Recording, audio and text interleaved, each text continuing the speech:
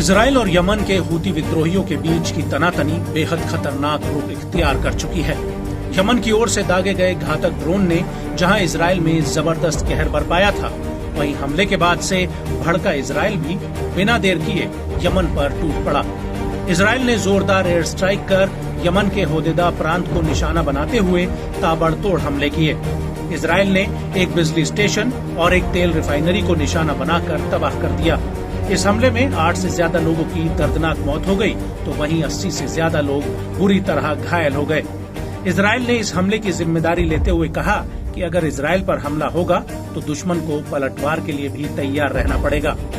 वहीं अब the New York times ने अमेरिकी सैन्य अफसरों के हवाले से बताया कि यमन में इजराइल की बमबारी हूतियों को और ज्यादा हमले करने के लिए रोक नहीं सकती है, बल्कि आईडीएफ के भड़काऊ कदमों से इजराइल की मुश्किलें और बढ़ने की उम्मीद है।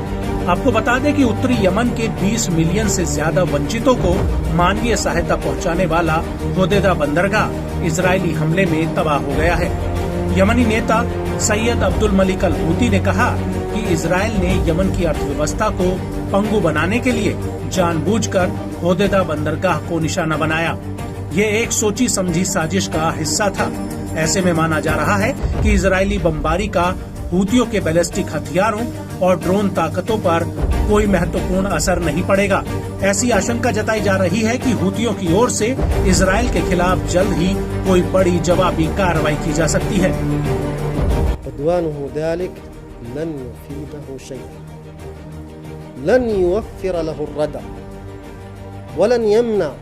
العمليات التي ينفذها الجيش اليمني إسنادا للشعب الفلسطيني ومجاهديه الأعزاء ولن يمنعنا من الاستمرار في المرحلة الخامسة من التصعيد ضد العدو الإسرائيلي والإسناد للشعب الفلسطيني.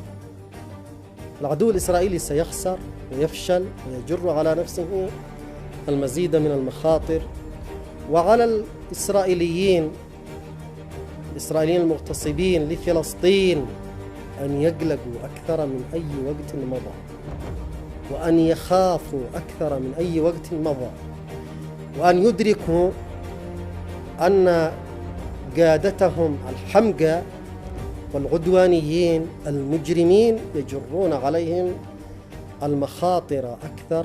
इस बीच इजरायली सेना के प्रवक्ता डेनियल हैगरी ने कहा कि बमबारी यमनी अभियानों को रोकने के लिए की गई थी। बिजली के बुनियादी ढांचे जैसे दोहरे इस्तेमाल के लक्ष्यों को निशाना बनाकर हमला किया गया था। बंदरगाह एक वैध सैन्य लक्ष्य था। यमन आर्म फोर्स ने वहां पहुंचने वाली अधिकतर मानवीय सहायता को कंट्रोल किया हुआ था।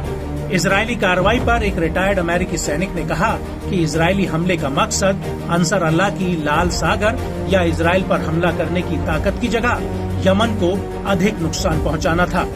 कुछ डिफेंस एक्सपर्ट्स ने ये भी दावा किया है कि इजरायली हमलों से यमनी सशस्त्र बल की ताकत बढ़ जाएगी। इजराइल के खिलाफ उनके हमले मजबूत और कहीं ज्यादा होंगे।